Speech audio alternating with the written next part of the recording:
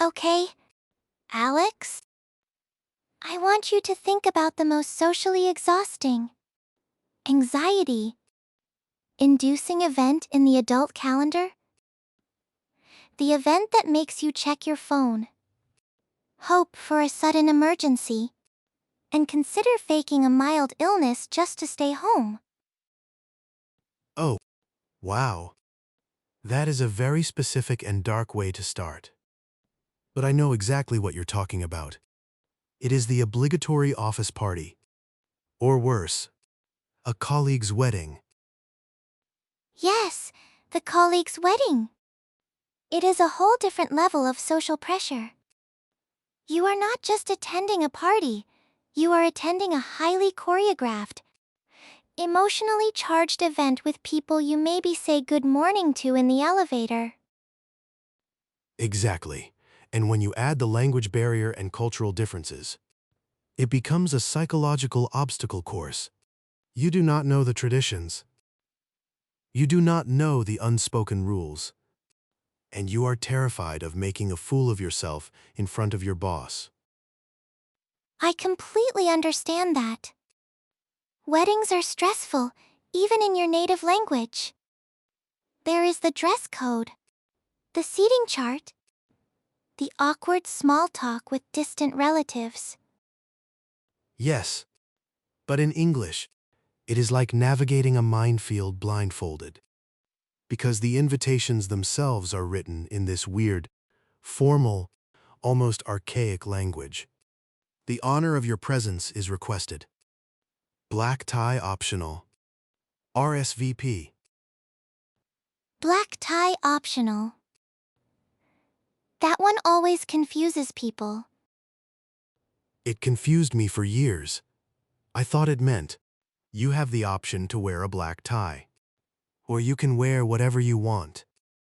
So the first time I saw that on an invitation, I thought, great, I will wear my comfortable jeans and a shirt, because I am exercising my option. Laughs. Please tell me you did not actually do that. No, I looked it up before the event, but I stood there reading it, thinking, why is it optional? Who is making the rules? Is there a tie police? Black tie optional basically means the event is formal. And most people will wear suits or evening gowns. But if you do not own a tuxedo, a dark, formal suit is perfectly acceptable. It is not an invitation to wear sweatpants. That makes sense. But it is not the dress code that gives me the most anxiety. It is the food situation. Specifically, the word that haunts my social life, potluck. Ah! The potluck. The great equalizer of dinner parties. I had a terrible, terrible experience with this word. It was about 2 years ago. I was working at a new company, and I was trying really hard to make friends and be a good team player. My colleague, let's call him Tom, was having a birthday dinner at his house. Okay. Setting the scene. You want to be friendly? You want to belong? Yes. Tom sent out an email to the team. The subject line was, "Birthday potluck at my place." I read the email, and my brain just stopped. I knew the word pot. I knew the word luck. But together, potluck. The classic compound word mystery. What did your brain decide it meant? I broke it down logically. A pot is a cooking vessel. Luck is chance or fortune. So, I thought, this is a game. We are going to play a game of chance involving kitchenware. I thought maybe we would draw names out of a hat, and the winner gets a new pot. Or maybe we bring a pot, and if we are lucky, we win a prize. Bursts into laughter. Oh, Alex. No, You thought it was a raffle for cookware? I did. I wanted to be a generous, thoughtful colleague. So, I went to a nice department store and I bought a very expensive, high-quality stainless steel cooking pot. And because I wanted to ensure good luck, I also bought a small, decorative four-leaf clover and tied it to the handle with a ribbon. I'm losing my mind. I'm actually crying. You brought a brand new pot and a four-leaf clover to a birthday dinner? I did. I wrapped it beautifully. I was so proud of my gift. I arrived at Tom's house, and there were already 5 other colleagues there. They were carrying Tupperware containers, bags of chips, and bottles of wine. And then you walked in with a shiny ribbon tied cooking pot. Yes, Tom opened the door, looked at my gift, looked at my face, and said, "Alex, wow, that is very generous. But we already have pots." Wiping away tears.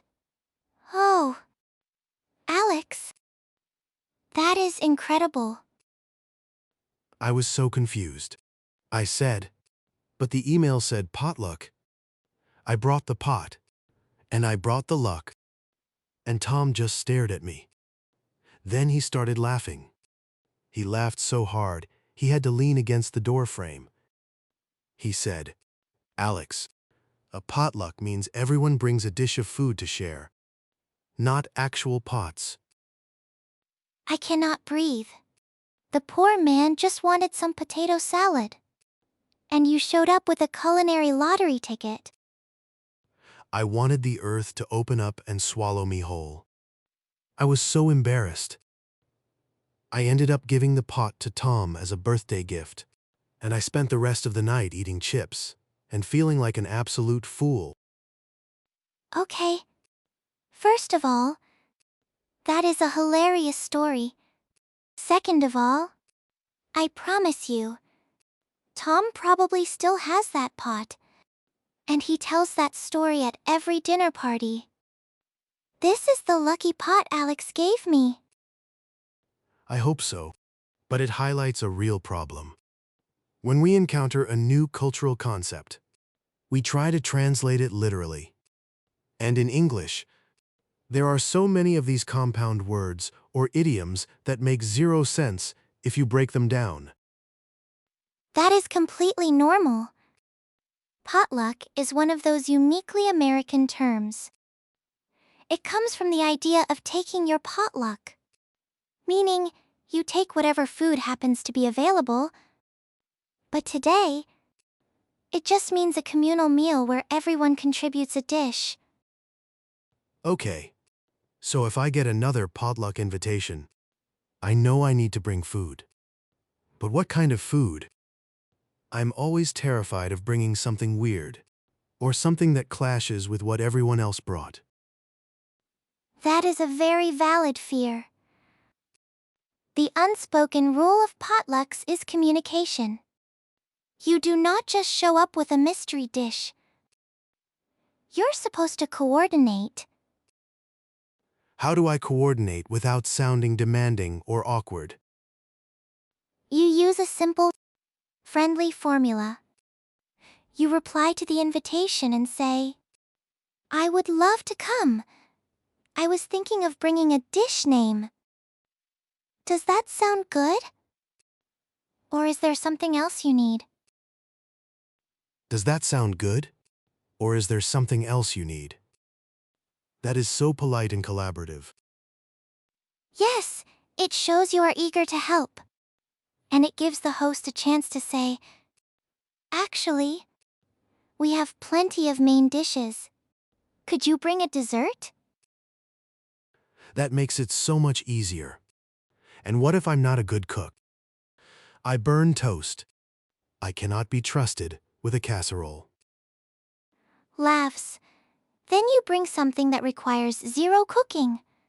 a bag of ice, a nice bottle of wine, a pre-made dessert from a good bakery, or even just a large pack of paper plates and napkins.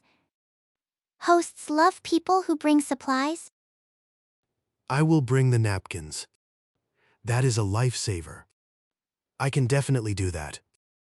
But Sophia, there is another part of the potluck that terrifies me. The dietary restrictions. Ah, yes. The minefield of modern eating. Yes, what if someone is vegan, or gluten-free, or allergic to nuts, and I accidentally bring something that makes them sick? I feel like I need a degree in nutrition just to attend a birthday party. It can feel that way, but the responsibility actually lies with the host and the guest with the restriction, not with you. However, it is always polite to label your food. How do I label it naturally? I do not want to write a novel on a sticky note. Keep it simple. A small card that says, vegan chocolate cake or contains nuts. That is all people need to know. And if you are the one with the restriction, you can say, I have a nut allergy, so I brought my own snack just to be safe. Just to be safe. I like that. It is not accusatory. It is just practical. Exactly. Now, since we are on the topic of social events and the pressure of being a good guest, I want to try something with you. A little role play. Oh no. I knew this was coming. My social battery is already draining. It will be fun. I promise. And it is great practice. I'm going to be Tom, the host of the dinner party. You are going to reply to my invitation, offer to bring something, and ask a polite question about the guest list or dietary needs. Ready? Okay. I am ready. No actual pots. No four-leaf clovers. Perfect. Shifts posture. Adopts a warm, casual, friendly voice. Hey Alex, I'm having a few people over for my birthday next Saturday. It's going to be a potluck. Let me know if you can make it. Clears throat. Speaks naturally. Hi Tom. I would love to come. I was thinking of bringing a fresh garden salad. Does that sound good? Or do you already have enough sides covered? A salad would be amazing. Thanks. By the way, a couple of people are vegetarian. So, if you could keep it meat-free, that would be great. No problem at all. I will make sure it is completely vegetarian. Also, I wanted to ask, are there any other dietary restrictions I should know about, just to be safe? Breaks character. Smiling widely. Oh! Alex, that was absolutely flawless. Really? It felt a little bit formal, but I wanted to be polite. It was perfect. You expressed enthusiasm. I would love to come. You offered a specific idea, fresh garden salad. You gave the host an out, or do you already have enough? And you proactively asked about dietary restrictions in a very caring way. You sounded like the ultimate dream guest. It feels much safer to have a script like that. When I am nervous, I either explain, I am not a good cook, but I will try my best, or I just say okay and show up empty-handed. And both of those extremes are problematic. Over explaining makes you seem insecure, and showing up empty-handed can seem inconsiderate. even if it is not your intention.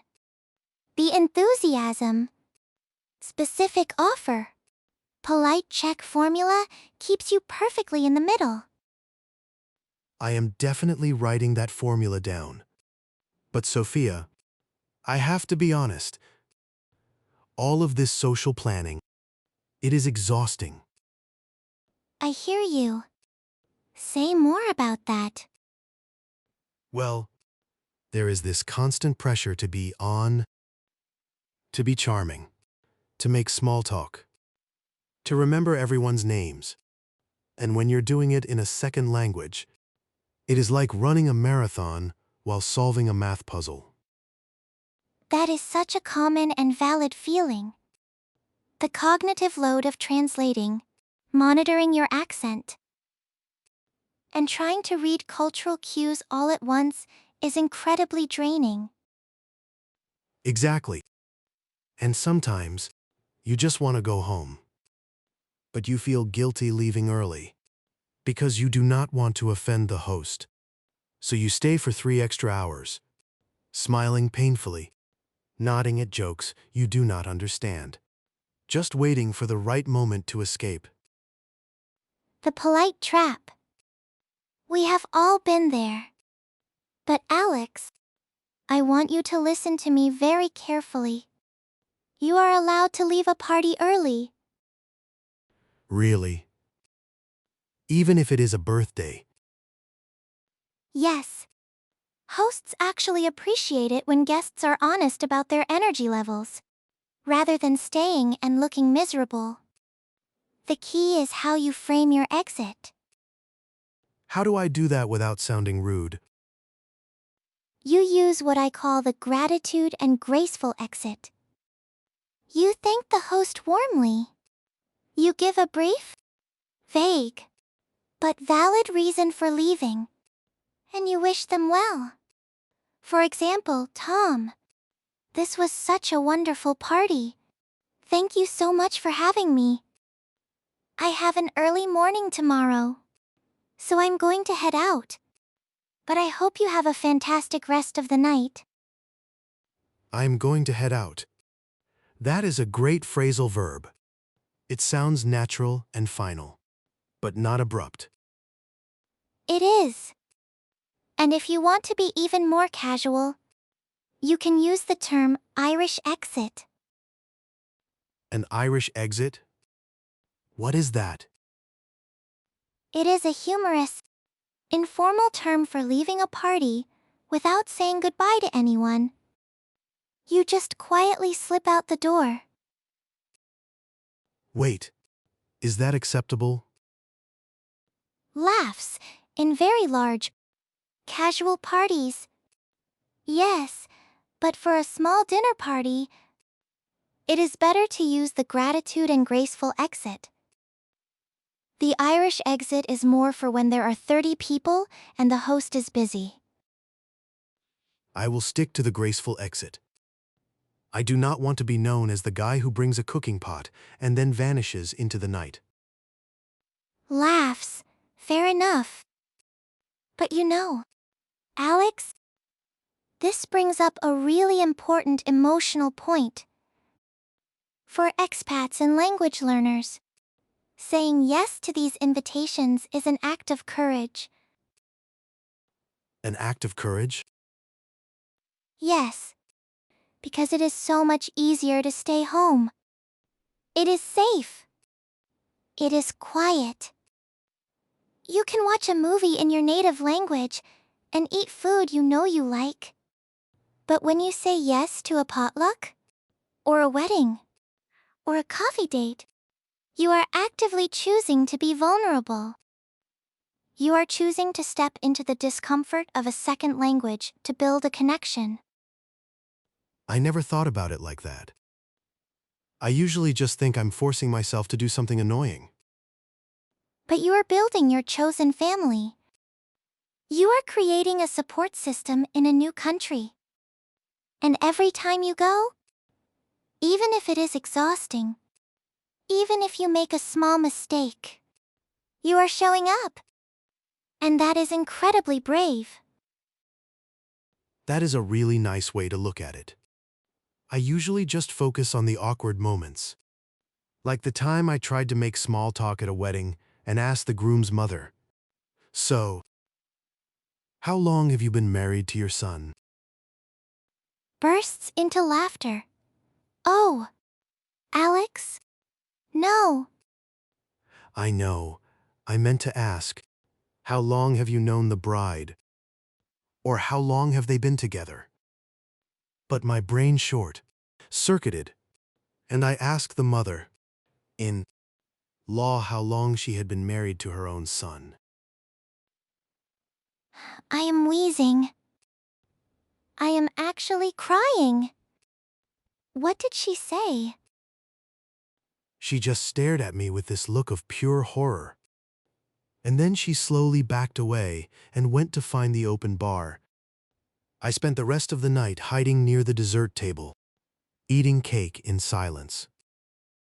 Oh, Alex? That is top tier comedy. But you know what? She probably forgot about it by the next day. And you survived. You are still here. You still have a job. And you are still brave enough to go to parties. I suppose so. I just need to remember that my worth is not determined by my ability to make perfect small talk at a wedding. Exactly. Your worth is determined by the fact that you keep trying. Now, since we are experts on social survival, I want to do a quick rapid fire scenario game. Party edition. I will give you a situation, and you give me your immediate, natural response. No overthinking. Okay. My social battery is charged, and I have left my cooking pots at home. Hit me. Scenario 1. You are at a party, and someone offers you a drink, but you do not drink alcohol. I would say, no. Thank you. I am good with water or soda for tonight. Perfect. I am good with is a very natural, polite way to decline without over explaining. Scenario 2. Someone you barely know walks up to you and asks, "So, how do you know the host?" I would say, we work together at company name. I am on the development team. Excellent. Short, clear, and it gives them a hook to ask a follow-up question if they want to. Scenario 3. You are talking to someone, and you completely forget the English word for something you are trying to describe. I would say, I am sorry. The word is escaping me right now. It is the thing you use to... And then I would describe it. Yes, circumlocution. We talked about this before, and you're using it perfectly. It keeps the conversation flowing. Scenario 4. The party is winding down. It is 11 p.m., and you are exhausted. You want to leave? I would find the host, smile, and say, thank you so much for having me. I had a great time, but I'm going to head out now. Have a wonderful night. Absolutely flawless. You hit all the notes. Gratitude. A vague but polite reason, implied by the time. And a warm closing. It is actually kind of fun when you have the right tools. It takes the fear away. That is the goal. When you can approach a social event with a clear strategy, it stops being a terrifying test of your English and starts being just a normal human gathering. I feel so much more confident about the next time Tom invites me to a potluck. I will bring a salad. I will ask about dietary restrictions. and I will definitely not bring any kitchenware. That is the perfect takeaway. Salad, dietary checks, and zero cookware. You are going to do great. Alex, Thank you. Sophia, I really needed this today. I have a team dinner next week, and I was dreading the planning phase. Now I feel like I have a strategy. you absolutely have a strategy. And remember, if anyone asks you to bring a little something, just picture a bag of ice. It is the safest bet in the world. Laughs, I will picture the ice. And I will definitely not ask if there is a game of chance involved. Please do not. All right. Everyone, that is going to do it for today's episode. If you feel anxious about social events or dinner parties in English, remember this: you do not have to be the most charming person in the room. It is okay to ask for clarification. And a simple "I am going to head out" is all you need to make a graceful exit. And if you ever get an invitation to a potluck, just remember, they want your food, not your cookware. Exactly. We will see you all next time. Keep your social boundaries healthy, your salads fresh, and bye. Alex, Bye, Sophia.